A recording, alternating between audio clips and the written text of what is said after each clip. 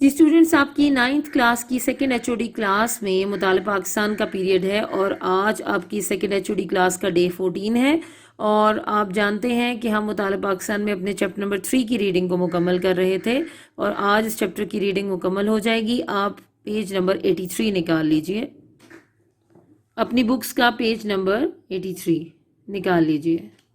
جی students, آج ہمارا last day ہے، ڈے 14۔ آج ہم اس چیپٹر کی ریڈنگ مکمل کر دیں گے۔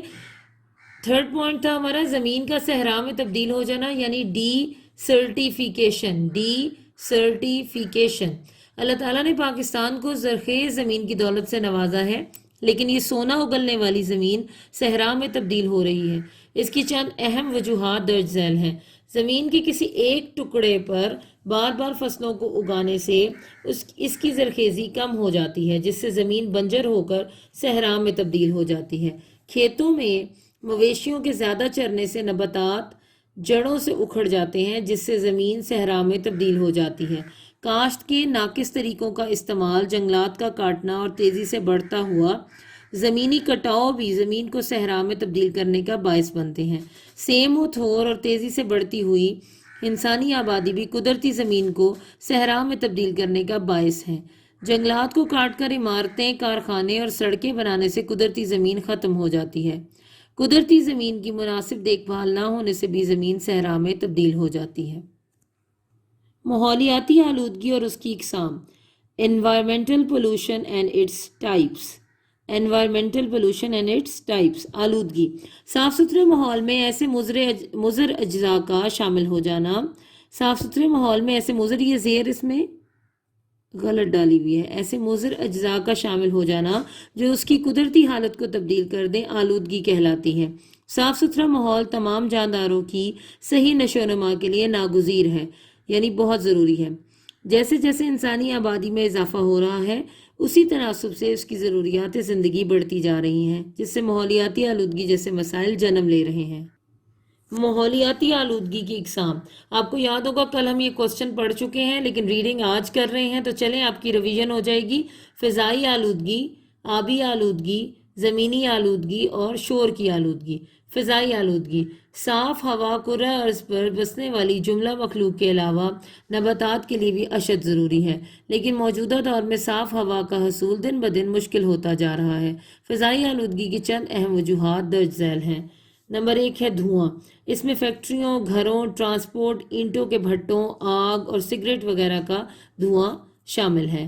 خطرناک گیسیں، اس میں فصلوں کی کھادوں اور کیڑے مار ادویات سے لے کر گھروں میں کی جانے والی سپرے، فیکٹریوں سے نکلنے والی گیسیں اور گاڑیوں سے نکلنے والی مضر صحت گیسیں شامل ہیں۔ اگلی چیز ہے گرد۔ اس میں آندھی اور گرد باد کے علاوہ اڑتی ہوئی مٹی کے ذرات وغیرہ شامل ہیں۔ آگے ہے فضائی آلودگی کے اثرات، یعنی پہلے انہوں نے فضائی آلودگی بتائی ہے کن وجوہات سے ہوتی ہے اور پھر اس کے اثرات۔ زمین کا درجہ حرارت بڑھ رہا ہے اور ایسی موسمیاتی تبدیلیوں کے رونما ہونے کا ڈر ہے جس سے انسانوں، جانوروں اور فصلوں پر انتہائی مضر اثرات مرتب ہو سکتے ہیں۔ آگے ہے آبی آلودگی، یعنی پانی کی آلودگی۔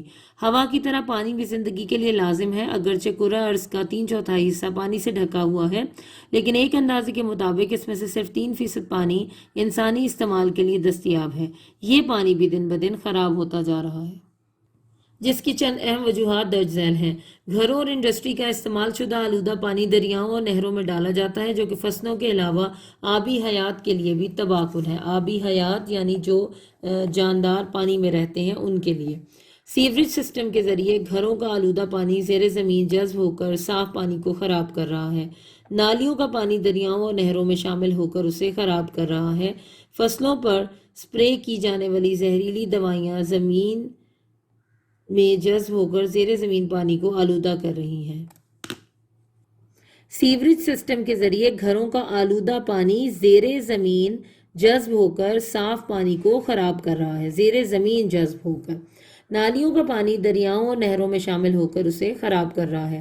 فصلوں پر سپرے کی جانے والی زہریلی دوائیاں یہاں زمین میں آنا چاہیے، زمین میں جذب ہو کر زیر زمین پانی کو آلودہ کر رہی ہیں۔ یہ میں آپ بھی لکھ لیجئے گا۔ زراعت کے لیے استعمال کی جانے والی مختلف قسم کی کھادیں زیر زمین پانی میں شامل ہو کر اسے خراب کر رہی ہیں۔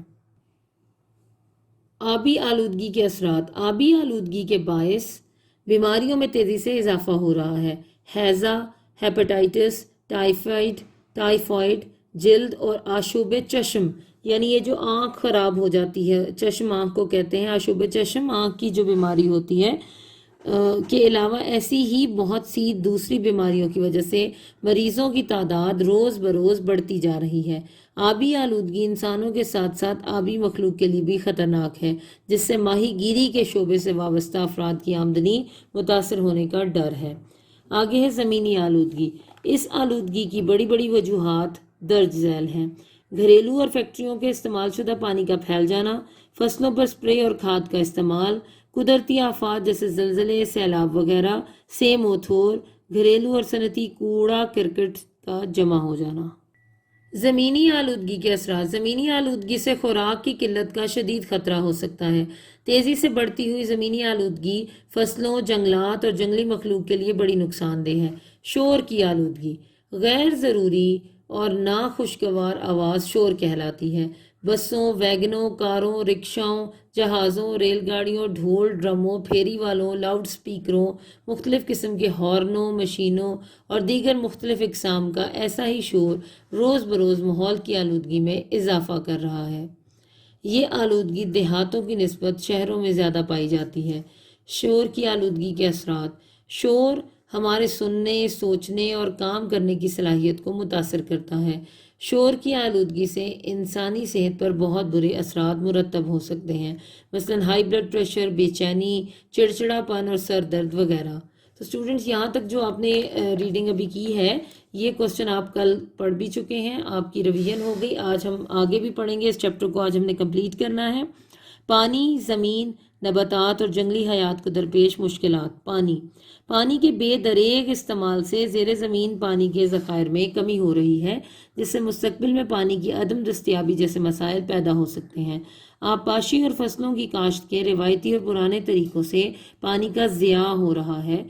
اس سلسلے میں کاشتکاروں کی تربیت ضروری ہے۔ نئے آبی ذخائر، ڈیم وغیرہ کی عدم تعمیر سے پانی کی شدید کمی ہو رہی ہے۔ نہریں اور کھالیں پختہ نہ ہونے کے باعث دوران آبپاشی کافی مقدار میں پانی ضائع ہو جاتا ہے۔ کافی مقدار میں پانی سمندر کی نظر ہو کر ضائع ہو رہا ہے، کیونکہ ہمارے پاس پانی کو ذخیرہ کرنے کا مناسب انتظام نہیں ہے۔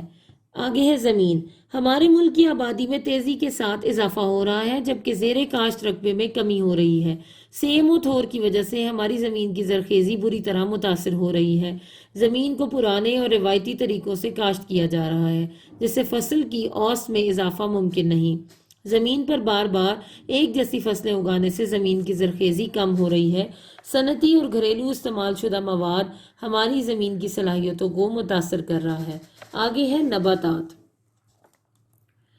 درختوں کے غیر ضروری کٹاؤ سے جنگلات میں کمی ہو رہی ہے۔ بارشوں کی کمی سے جنگلات کے اگاؤ کے مسائل پیدا ہو رہے ہیں۔ سیم و تھور کے اضافے سے جنگلات ختم ہو رہے ہیں۔ درختوں کی بیماریاں بھی جنگلات میں کمی کا سبب ہیں۔ ماحولیاتی آلودگی سے جنگلات پر برے اثرات مرتب ہو رہے ہیں۔ اور آخری ہے جنگلی حیات۔ غیر قانونی طور پر جنگلی جانوروں اور پرندوں کا شکار جنگلی حیات میں کمی کا باعث بن سکتا ہے۔ پانی کے تیزی سے کم ہوتے ہوئے وسائل جنگلی حیات کو متاثر کر رہے ہیں۔ جنگلات کے کٹاؤ سے بھی جنگلی حیات متاثر ہو رہی ہے۔ انسانی آبادی میں تیزی سے اضافے سے جنگلی حیات پر برے اثرات مرتب ہو رہے ہیں۔ پالتو جانوروں کی تعداد میں اضافے سے چراگاہیں کم ہو رہی ہیں، جس سے جنگلی حیات متاثر ہو رہی ہے۔ تو اسٹوڈنٹس، یہاں آپ کی چیپٹر نمبر 3 کی ریڈنگ آج ڈے 14 پر کمپلیٹ ہو گئی ہے۔ آپ نے یہ ساری ریڈنگز روز ساتھ ساتھ کرنی ہے، تاکہ آپ کو اچھی طرح سے لفظ پڑھنے آ جائیں۔ اور اب ہم جو بھی کوسچنز ہمارے ریمیننگ ہے ایکسرسائز میں، وہ ہم پڑھتے ہیں۔ اسٹوڈنٹس، آج ہمیں یہ 3 شارٹ کوسچنز جو ہمارے رہ گئے ہیں وہ کرنے ہوں گے، کیونکہ اسی ٹاپک سے ریلیونٹ ہیں۔ زمینی آلودگی کی 5 وجوہات بیان کیجیے، ماحولیاتی آلودگی کی اقسام تحریر کیجیے، اور یہ آخری ہوگا زمینی آلودگی میں کمی کے لیے 5 اقدامات بیان کیجیے۔ یہ تو ہو گئے ہمارے 3 شارٹ کوسچنز، اور ایک آخری لانگ کوسچن ہم نے آج کرنا ہے، پانی، زمین، نباتات اور جنگلی حیات کو بچانے میں درپیش مشکلات کی نشاندہی کیجیے۔ تو اپنے نوٹس نکال لیجیے۔ جی اسٹوڈنٹ، پہلے ہم یہ کریں گے زمینی آلودگی کی 5 وجوہات بیان کیجیے. زمینی آلودگی کی 5 وجوہات مندرجہ ذیل ہیں. ذیل انہوں نے زے سے لکھا ہے، یہ زال سے ہوتا ہے، آپ بھی اس کو ٹھیک کر لیجئے گا، زال کر لیجئے اس کو. گھریلو اور فیکٹریوں کے استعمال شدہ پانی کا پھیل جانا، فصلوں پر سپرے اور کھاد کا استعمال، قدرتی آفات جیسے زلزلے، سیلاب وغیرہ سے موتھور، گھریلو اور صنعتی کوڑا کرکٹ کا جمع ہو جانا. دوسرا کوشچن ہم یہ کریں گے، ماحولیاتی آلودگی کی اقسام تحریر کریں. ماحولیاتی آلودگی کی 4 اقسام ہیں: فضائی آلودگی، آبی آلودگی، زمینی آلودگی اور شور کی آلودگی. اور آخری شارٹ کوشچن ہمارا آج ہوگا ڈے 14 پر، زمینی آلودگی میں کمی کے لیے 5 حکومتی اقدامات بیان کریں. پانی اور مٹی کے تجزیے کے لیے لیبارٹریوں کا قیام، کاشتکاروں کی تربیت اور مشاورت، فیکٹریوں کے فضلے کو مناسب طریقے سے یعنی ویسٹ کو مناسب طریقے سے ٹھکانے لگا کر زمین کو آلودگی سے بچانا، زمین میں درخت اور پودے لگا کر سیم کو ختم کیا جائے، اور سیوریج سسٹم کو بہتر بنا کر زمین کو گندا ہونے سے بچایا جا سکتا ہے. تو اسٹوڈنٹس، آپ نے یہ تینوں شارٹ کوسچن آج ڈے 14 پر، تینوں شارٹ کوسچنز ڈے 14 پر اپنی مطالعہ پاکستان کی نوٹ بکس پر نوٹ کرنے ہیں اور ان کو زبانی یاد کرنا ہے. بہت ہی چھوٹے چھوٹے ان کے آنسرز ہیں، آپ کو زیادہ دیر نہیں لگے گی. جی اسٹوڈنٹس، آج ڈے 14 پر ہم نے ایک آخری جو ہمارا لانگ کوسچن ہے وہ کرنا ہے. پانی، زمین، نباتات اور جنگلی حیات کو بچانے میں درپیش مشکلات کی نشاندہی کیجیے. مشکلات: پانی کی بے دریغ استعمال سے زیر زمین پانی کے ذخائر میں کمی ہو رہی ہے، جس سے مستقبل میں پانی کی عدم دستیابی جیسے مسائل پیدا ہو سکتے ہیں. نئے آبی ذخائر، ڈیم وغیرہ کی عدم تعمیر سے پانی کی شدید کمی ہو رہی ہے. نہریں اور کھالیں پختہ نہ ہونے کے باعث دوران آبپاشی کافی مقدار میں پانی ضائع ہو جاتا ہے. اگلی ہے زمین. ہمارے ملک کی آبادی میں تیزی سے اضافہ ہو رہا ہے. دیکھیے انہوں نے اضافہ کا الف نہیں لکھا، آپ ڈال لیجئے گا. اضافہ ہو رہا ہے جبکہ زیر کاشت رقبے میں کمی ہو رہی ہے. سیم و تھور کی وجہ سے ہماری زمین کی زرخیزی، یہاں رے کی جگہ دال لکھا ہوا تھا، آپ ٹھیک کر لیجئے گا، زرخیزی بری طرح سے متاثر ہو رہی ہے. زمین پر بار بار ایک جیسی فصلیں اگانے سے زمین کی زرخیزی کم ہو رہی ہے. صنعتی اور گھریلو استعمال شدہ مواد ہماری زمین کی صلاحیتوں کو متاثر کر رہا ہے. نباتات: درختوں کے غیر ضروری کٹاؤ سے جنگلات میں کمی ہو رہی ہے. بارشوں کی کمی سے جنگلات کے اگاؤ کے مسائل پیدا ہو رہے ہیں. سیم و تھور کے اضافے سے جنگلات ختم ہو رہے ہیں. درختوں کی بیماریاں بھی جنگلات میں کمی کا سبب ہیں. اور آخری ہے جنگلی حیات. غیر قانونی طور پر جنگلی جانوروں اور پرندوں کا شکار جنگلی حیات میں کمی کا باعث بن سکتا ہے. پانی کے تیزی سے کم ہوتے ہوئے وسائل جنگلی حیات کو متاثر کر رہے ہیں. جنگلات کے کٹاؤ سے بھی جنگلی حیات متاثر ہو رہی ہے.